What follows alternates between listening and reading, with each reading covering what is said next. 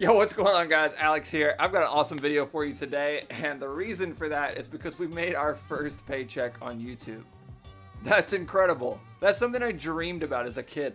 I wanted to make fishing videos or do something about fishing because obviously YouTube wasn't around as a kid, so I wanted to do something around fishing and make money around it. To be able to do that, even with it just being a small amount of money, like anything is just incredible to me. I'm just mind blown right now. And to celebrate, I went shopping with the money that we made to buy more fishing stuff to help with the channel and to help the channel grow. Today, I'm gonna be showing you what I bought and roughly about how much I made from my first paycheck.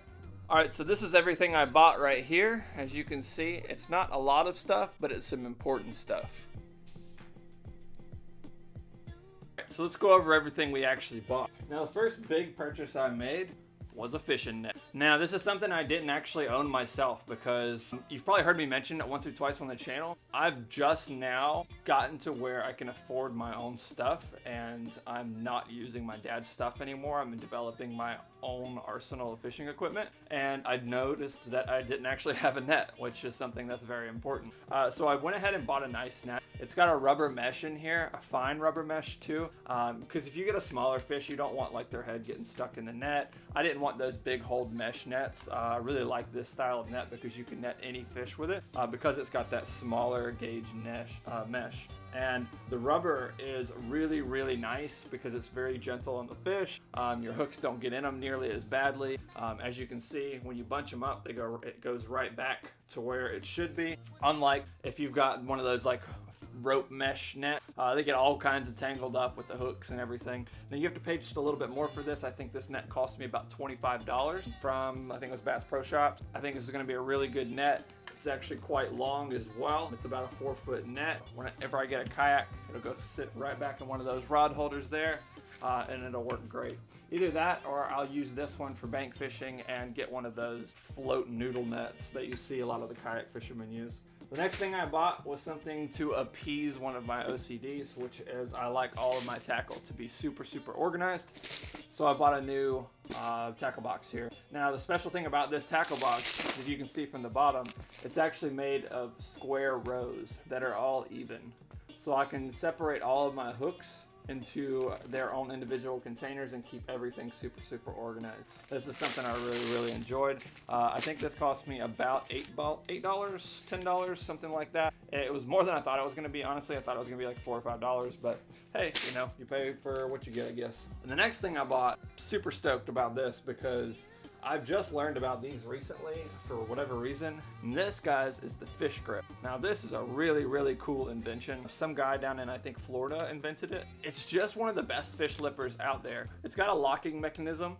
So whenever you lip the fish, it locks into place there, and you can actually hold the gripper from the rope and leave the gripper in the water with it locked so that you can keep your fish alive while you get out your measuring tape, your camera, whatever, which is super, super cool. This gripper is designed to keep the fish alive and keep them healthy. The actual mechanism up here where it grips onto the fish is actually very gentle. It's got this curved angle, if you guys can see that in there.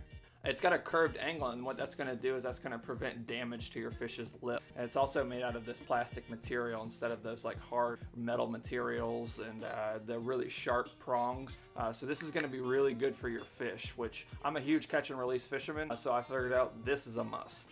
And this fish gripper actually cost me $6. I had some eBay bucks, if you guys are familiar with what those are. And I think this thing was going to be like, was it like $12? I think it was like, yeah, I think it was $12, and I had like $7 in bucks. After tax and everything, it ended up being about $6 and something, which awesome. All right, so these next purchases actually go hand in hand. These are kind of expensive. If you guys have ever bought braided line, you know that these are expensive. So I bought some 20 and some 40-pound test braided line for the channel. As you've probably seen my video where I spooled up one of my reels, I actually used one of these to spool that up. Once I bought these, I realized, wow, my snippers are not what I need for this. I've always used these Rapala scissors. I know that they work great, so I went ahead and got a pair. Now these Rapala scissors, they're super, super short, as you can see, about 4 or 5 inches long, and they cut braided line like butter. You guys, if you have braided line and you don't have anything that cuts them very well, these little scissors, they're perfect. You can fit them anywhere, and they cut the line like butter. All right, let's go ahead and finish out with the fishing lines that I bought. I bought some 100-pound mono here. This 100-pound mono, I'm planning on going tarpon fishing this summer, so I wanted to have some really good leader for that.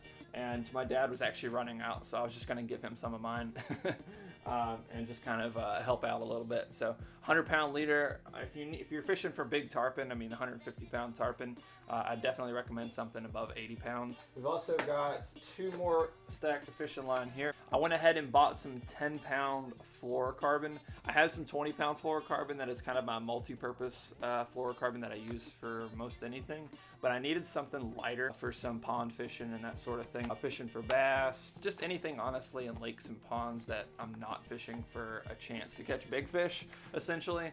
So 10-pound leader I think was a must. And then I didn't have any 4-pound test line in my arsenal, so I went ahead and got some P-line, this 4-pound test. It was pretty cheap. I'm not too worried about how expensive or the quality of my 4-pound test line when I buy something like that that's so low.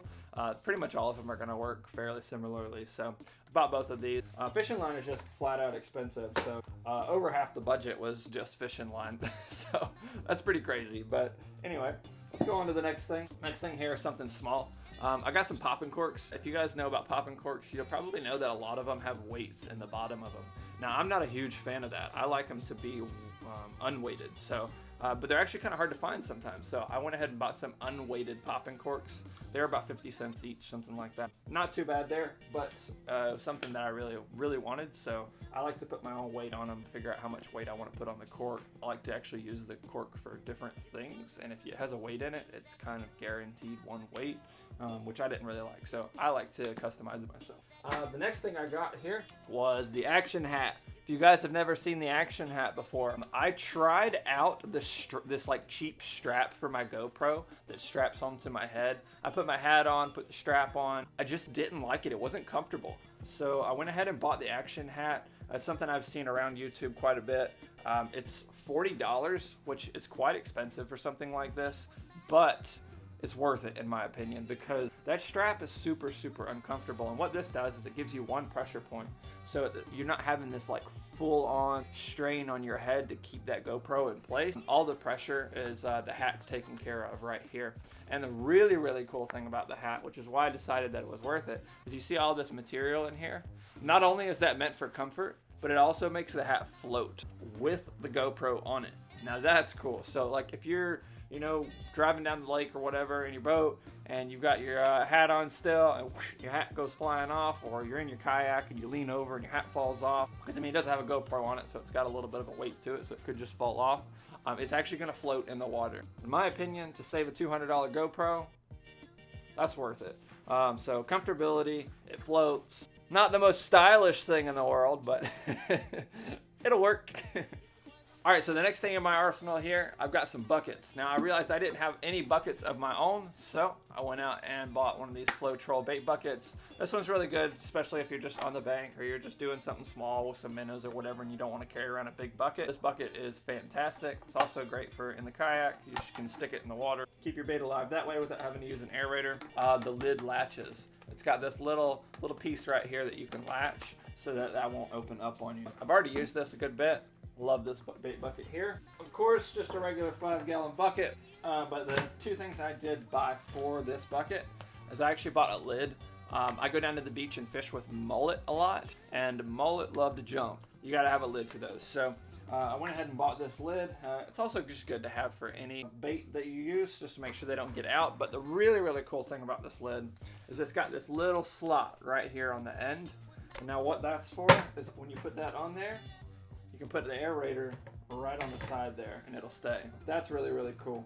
Which brings me to my next thing that I bought, which is the aerator itself. I didn't have a good aerator, so I just went ahead and bought one. I mean, it's not super expensive or anything like that. I think this one was like 30 bucks, but it comes with the battery adapter.